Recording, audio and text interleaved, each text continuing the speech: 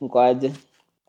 Hata mimi niko sawa. Na kuna rafiki yangu fulani hapa ameshinda akinisumbua, akinibuli hapa. Mpaka anafanyanga talking heads by the way. Anafanya amejikaza. Ukimpata hapo na talking heads. Ana nini wisdom, ana dispense wisdom. Sasa nikasema pia mimi leo acha niwape wisdom. Anyway, mtu ukiwa myang, si kuna like ukigrow, kuna vitu zenye huwa zinabadilika kwa life yako. Tuseme ukiwa mdogo, kama pua labda ni kadogo, maybe kichwa haijakuwa kubwa. Though si poa kuambia mtu ako na kichwa kubwa, acha yeye mwenyewe ajiambie. Kama sasa mimi nikisema kichwa yangu ni kubwa, that is allowed, ni mimi nimesema. Of course iko comfortable nayo. Like kuna two aspects kwa maisha yako ndio kibadilika physically, that is. So mimi nikiwa mdogo, of course nikigrow, kuna pia nilikuwa natamani nikisema nikigrow nitafanya hivi. So one of the things nilikuwa natamani, nilikuwa nasema nitakuwa rasta. I guess umeguess hii convo inaenda ikiflow pande gani.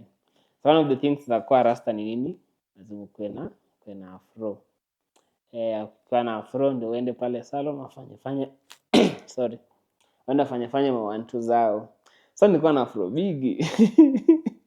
So venye mimi naweka afro, mazee ndio venye pia kipara mahali iko tu. Mwalimu niachie huyu.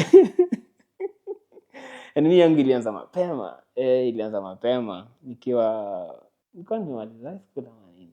Sikumbuki vizuri but najua ilianza mapema.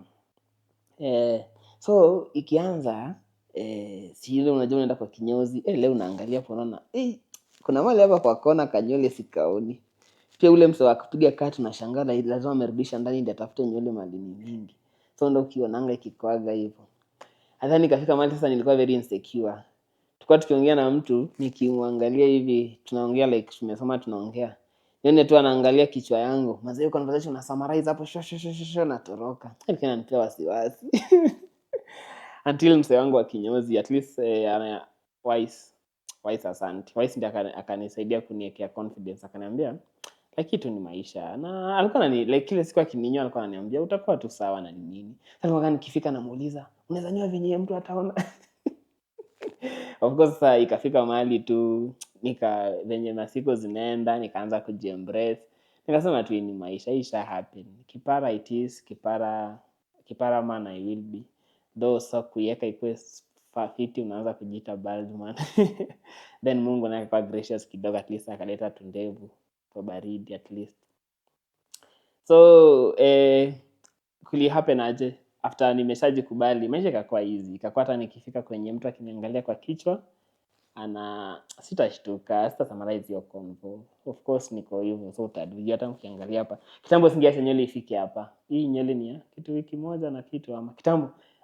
Mimi singeacha nywele yangu wiki ingepita. Nilikuwa na wasiwasi sana. Na hata saa nyingine nikipatana na mtu mrefu nitang'ang'ana kukaa hivi ndio asinione. So kwenye convo ina lead to ni pia wewe, of course maybe yako inaweza kuwa si kipara. Kwa kuna kitu yenye inakutumanga una feel uncomfortable, labda ni nini, sema anything tu kwa life yako inatumanga una feel uncomfortable. Unajiangalia kitu. Nimelana na history yote, mtu ni mrembo until yeye mwenyewe amue yeye si mrembo.